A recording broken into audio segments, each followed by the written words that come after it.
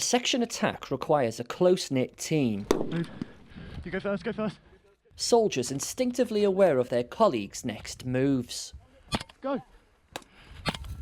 But this one's made up of personnel from one of the newly reorganised divisions of the British Army.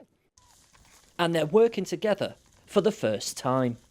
The infantry has been reorganised from 5 divisions down to 4, and the traditional grouping of battalions based on geography has been changed to make sure each division contains a range of skills. On paper, this change may look as though the infantry has shrunk. It has, in the process of the reorganisation, lost a division. But as I've been learning from a recently retired general, the resulting new model infantry looks a lot different than it did. General Chalmers is Colonel Commandant of one of the divisions, the historically southern in flavour Queen's Division. It used to be made up of units associated with the southeast of England, but as he points out, there is, post-reorg, a new northern contingent within the division, and that's a significant shift in how the army has traditionally grouped its battalions together. We've got a couple of southern regiments, the Royal Anglicans and PWR being the classic. We've got 2 northern regiments, sort of Mercians and Lancs. And the Fusiliers, of course, really strand from both the north, Northumberland, all the way down to the south. So the connections are actually very strong. We're all English, and we're all pretty much based within England, less, of course, a cycle to Cyprus and the Royal Gibraltar Regiment itself. Queen's Div is now made up of 7 cap badges. There's those that have always been there, including the Royal Gibraltar Regiment, and now an additional 2, those more northern in nature, the Duke of Lancaster's Regiment and the Mercians. It's also comprised of one of the Army's new Ranger battalions, 3 Ranger. But why does any of this matter? And what, if any, bearing does the reorganisation have on the soldiers serving within the divisions? I've come to Otterburn to meet the Queen's Division training team. The team's responsible for taking soldiers from across the division and putting them through internal courses that will help progress the soldiers' careers. So the divisional training team, we're concerned with preparation collars both for Brecon and then also the first step on the command pipeline for our junior infanteers. So we do the potential non-commissioned officer course, so that is from private soldier to lance corporal. And the people that are on this course, this is the first thing you do. Like, these will be the future RSMs, some of them will be officers from across the division. For many of these soldiers, this is the first taste of leadership they will have had in their careers so far in the Army. They're currently preparing models to give orders ahead of a patrol that will leave later this evening. How do the soldiers themselves feel about the reorganisation of the infantry's divisions?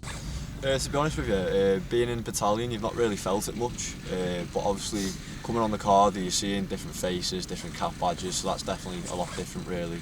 But back in battalion, there's not really much of a noticeable difference. Do soldiers on the ground, as it were, Fusiliers, Lancejacks, do they really care about divisional makeup? Not particularly, no. Obviously, we're all employed for the same role. We're infantry, soon to be hopefully 2 infantry, 2 ICs. And at the same day, whether you're a light role, armoured, mech inf, we're all got the same role at the end of the day.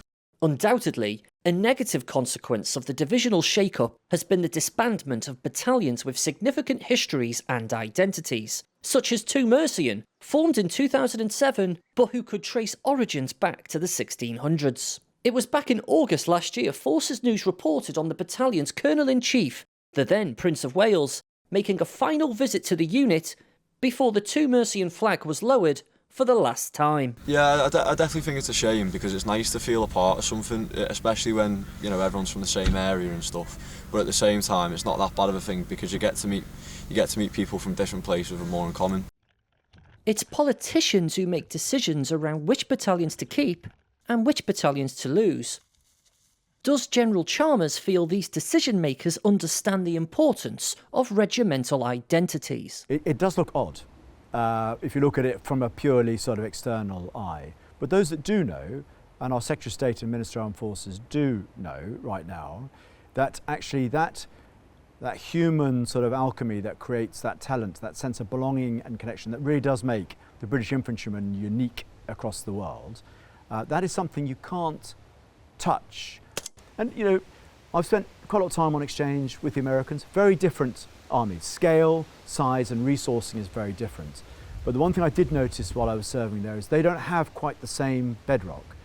and therefore particularly the support to the veterans community and the families is not as solid actually as I found with ourselves. Here in the middle of Otterburn, as these soldiers come to the end of 3 weeks in the field, it's clear to see that any nervousness around the new battalions coming into Queen's Division, of there being some sort of north-south divide, has been completely allayed. It's cold, the work is tough, but the soldiers are working together.